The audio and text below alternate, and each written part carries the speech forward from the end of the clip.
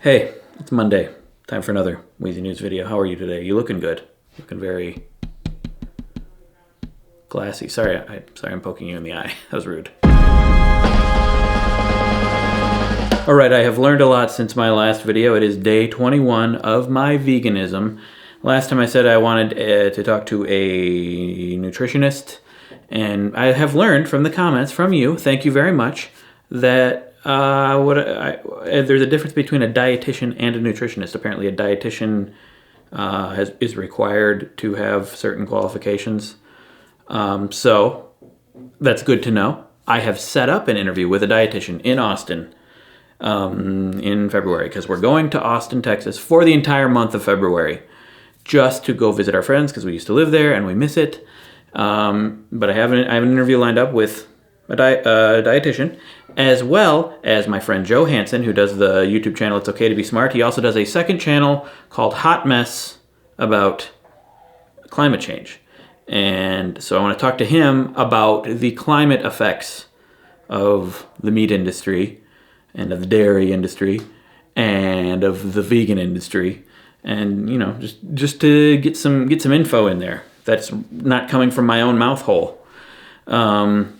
I have interviewed Vince Leah, YouTube vegan guy, and it was a very good interview. And then I interviewed someone else suggested, and I can't believe I didn't think of it, Carroll from Healthcare Triage. It's a YouTube channel about healthcare. He's a doctor, and I know him. And he lives in Indianapolis, so I drove to Indianapolis and I interviewed him, and it's a fantastic interview. So I have 4 people I'm interviewing for this vegan video. This video is going to be big. It's going to be, as in, I don't know how many people are going to watch it, but it's going to be probably long, because it's going to be a lot of people in it. I'm obviously going to try to make it condensed and entertaining as possible, but it's going to be a big one probably. It's going to take a while to edit. But I'm learning a lot, and I'm feeling better now. I'm feeling like I don't feel as bad. So there were a couple days that were pretty bad. After the first week of going vegan was pretty bad. After the second week, there was one day that was I would say really bad. And then now I'm feeling better.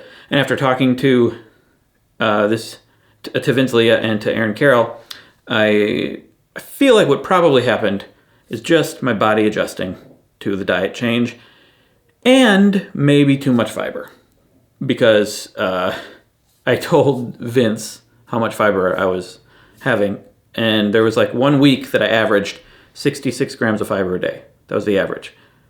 You're supposed to, like, the recommended amount is 35 grams. You can have that. Your body can have a lot of fiber, but you have to be ready for it. And it was a sudden giant jump in fiber. So since then I've been eating probably less healthy food, but I feel better. Like, I've been eating, well, not unhealthy food, but just like not the most healthy option. Like, I've been going with white rice. What you could argue is unhealthy food, but in some circles, over brown rice. If you have a lot of it, everything in moderation. What is healthy, what is not healthy is a complicated question. But so I've been having white rice instead of brown rice if I'm given the option, because I'm trying to reduce the assault on my system, the assault of healthy foods onto my system. And I've been having, like, avocado snack, like guacamole, or not just like straight up beans and whole wheat and whole grains, and just like a fiber assault. You know what I'm saying? Even though there is fiber in those things, it's not like so high. My body probably needs more time to transition into the super fiber onslaught, which was my band name in college. So that's where I'm at right now. I'm feeling better and being a little easier on my system. Still not eating meat and dairy. Still, okay, so now let's go through, like, I'm going to give you some of the good things I've learned about veganism so far. I'm basically spoiling the ultimate video that I make in a less entertaining way, I guess you could say. Just a more conversational way. Good things I've learned about veganism so far. Good things about veganism is I'm cooking more.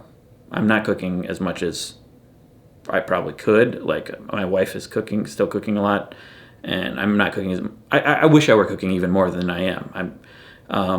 But I am cooking more than I normally do, and I'm, learning about cooking vegan, and I ultimately want to cook more. I think it'll be better just for me in general. I think I might want to do a month-long challenge of just cooking every meal, and so that I can become a better cook, that I can become more useful in the kitchen, and I'm sure Chyna would really appreciate it. So, not the country, my wife.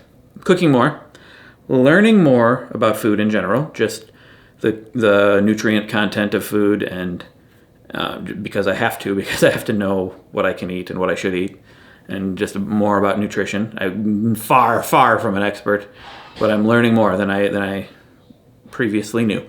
Feel full more often.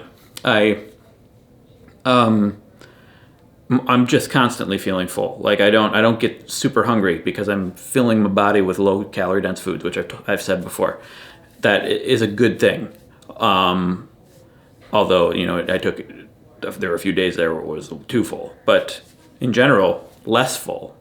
Not too full, like you can easily get when you have a lot of meat and cheese. And I don't really miss meat and cheese so far, which is a good thing. I expected that I would miss it more than I do. I'm not craving like a big slab of beef, or I probably crave it less now that I'm not eating it. And milk and cheese, not really craving it, which is surprising to me. Some bad things, those few days where I felt bad, were bad.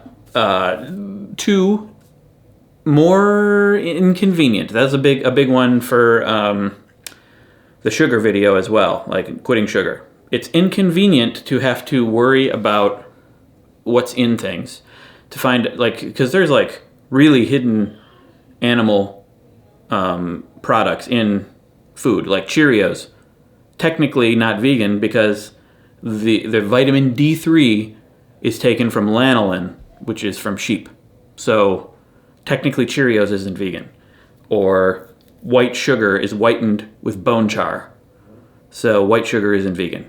So in that way it's inconvenient, but also it's inconvenient just in general. If I get hungry, I have to be more creative, or I just have to search a little further to make sure I can find the food I need to eat and the nutrition I need to get. I got to make sure I get enough protein. It's not that hard, but it is a little bit more inconvenient. And I have to, the issue with hanging out with other people, and they want to go out to eat, or my wife wants to make a meal for me and our baby, but she's not going vegan right now because we don't want to drastically change our baby's diet. So that's inconvenient. We've gotten into some conflicts about what we were supposed to eat. It's a little bit inconvenient unless your whole house is vegan. And that's about it for veganism right now. I want to talk about my next video that I'm going to be making. I'm making a video this week on the main channel. I haven't started writing it yet. I probably need to get to starting writing it and shooting it and editing it. But I think it's going to go up this week or maybe early next week. And it's the beginning of what I hope to be a series about YouTube, about creating videos for YouTube. Like an educational series, but a comedy. Probably mostly not serious. And I want to do it in order. So the first video will be about what type of channel you should make. Second video, what should you call it? Third video, how do you start an account? Literally, how do you start a YouTube account? And then the ins and outs of designing your channel. Or maybe that would be another video, design your channel. Editing, lighting, camera equipment, all that stuff. Just like a series, but not very serious. Because maybe there'll be real information in there, but I want it to be, still what I do, comedy. So I'm thinking I'll do the first video of that series. Maybe it'll be stupid and I won't do it any more of it, but I'm just gonna see what happens. So, what do you think about that? Do you want to start a YouTube channel? Or if you did start one, what do you want to know? Or what do you think would be funny to talk about or interesting to talk about when it comes to making YouTube videos? Or if you don't want to, why don't you? Or what do you think about the idea of starting one, even if you really didn't have that much interest in it? Just give me your thoughts. Write my video for me, basically, is what I'm saying. No, but I might take some inspiration from what you say for my next video. So there we are. There's my WheezyNews Monday, Wheezy Mondays, Wheeze ramble for you today. I hope everything's going okay with you. Happy January 21st. And I do these videos every weekday on Patreon, which will be linked on the screen somewhere if you want to support me. My latest video on the Wheezy channel about why people like being parents, I'm going to put that up there. Wheezy Mondays playlist. My Chyna and my podcast, Story Not Story.